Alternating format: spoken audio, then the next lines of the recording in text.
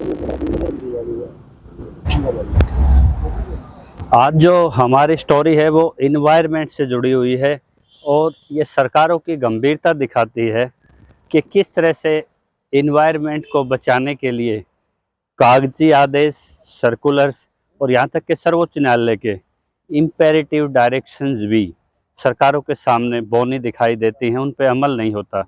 आपने अभी देखा होगा दिल्ली में पीडब्ल्यूडी इंजीनियर्स ने दिल्ली हाई कोर्ट में जब कंटेम्प्ट फाइल की गई तो उन्होंने उसमें माफ़ी मांगी और उन्होंने कहा कि एक प्लांट को रिमूव करने के लिए 2 प्लांट वहाँ पे ऑगमेंट किए जाते हैं, तब जाके उस प्लांट की वहाँ से शिफ्टिंग होती है।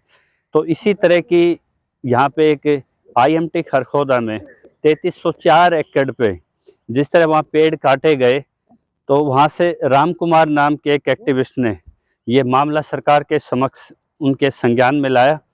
तो उनको ये फॉरेस्ट ऑफिसर्स को ये डायरेक्शन दी गई कि 200 एकड़ ज़मीन इस जो ये मारुति का और जो ये मल्टीनेशनल कंपनी के मैन्युफैक्चरिंग जो हब तैयार किया जा रहा है इसमें रिजर्व रखा जाएगा और 100 करोड़ के आसपास वहाँ प्लांटेशन पे खर्च होगा।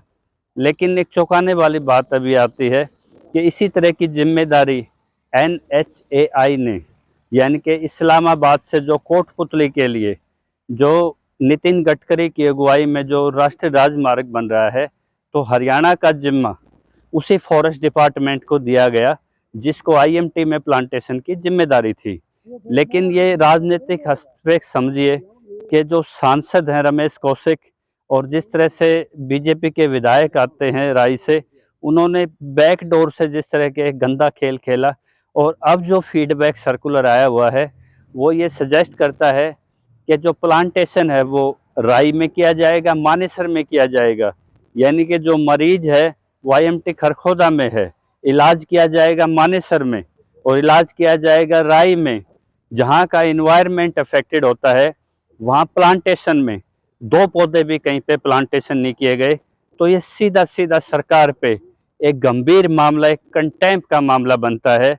और क्या सरकार अपनी प्रो इन्वायरमेंट के प्रति जो लायबिलिटीज है, जो कॉन्स्टिट्यूशनल ड्यूटीज़ हैं, क्या उनको ताक पे रख के क्या सिर्फ कोर्ट के कंटेम्प्ट नोटिस का इंतजार करेगी, या जो मॉरलिटी है सरकार की एक इमेज होती है कि वो पब्लिक को रिप्रेजेंट करती है, क्या वो इन्वायरमेंट के नाम पे इतना बड़ा खेला कर जाएगी। तो इस तरह का जो ये मामला आया है इस पे सीएम ऑफिस में ट्वीट भी किया गया, पीएम ऑफिस में भी ट्वीट किया गया, सबको जैसे सांप सूंघ गया है। और अब वहाँ पे जो पेड़ों की अंधाधुंध कटाई हो रही है, वहाँ राम कुमार जी ने ये तय किया है कि वहाँ पे जरूरत पड़ी तो धरना प्रदर्शन, एक आंदोलन वहाँ खड़ा किया जाएगा। क्योंकि जब आप डेवलपमेंट के नाम पे 3304 एकड़ ज़मीन को बिल्कुल पौधा मुक्त कर देते हो, यानी कि प्राण रहित कर देते हो, और जो आसपास की सराउंडिंग है, तो क्या वो गांव दिल्ली की तरह जैसे अर्बन कॉलोनीज बन के रहेंगे, या उनको भी एक जीने का हक है। तो होना तो ये चाहिए था कि वहाँ पे पॉल्यूशन को मॉनिटरिंग करने के लिए वहाँ टावर्स इंस्टॉल होने चाहिए थे, वहाँ अब तक प्लांटेशन ड्राइव शुरू हो जानी चाहिए थी। तो एक और कंटेम्प्ट के पेटिशन के इंतजार में खट्टर सरकार बैठी है। तो मीडिया के माध्यम से हमारी रिक्वेस्ट है कि इस तरह के कॉम्प्लाइंस जनता के सामने आते हैं, ये छवि सरकार की खराब होती है, अच्छी बात नहीं है। और जो प्लांटेशन है वो मानेसर कुंडली में ना होके खरखोदा उसके सराउंडिंग में, उसी के स्क्रिप्ट आउटर स्क्रिप्ट में या कहीं भी उसकी जो अप्रोप्रिएट जगह दिखाई दे वहीं पर उस प्लांटेशन को किया जाए। इसमें जो आपकी राय है, आप क्या सोचते हैं कि डेवलपमेंट, नेशनल हाईवेज निकलते हैं, कॉरिडोरों का देश बन रहा है, तो क्या सिर्फ उद्योगपतियों को खुश करने के लिए क्या एनवायरनमेंट से इतना बड़ा खेला? क्या ये देश हित में है? इसमें अपनी राय रखिए, कमेंट्स बॉक्स में डालिए। जुड़े रहिए अगली स्टोरी तक। जय जवान जय किसान।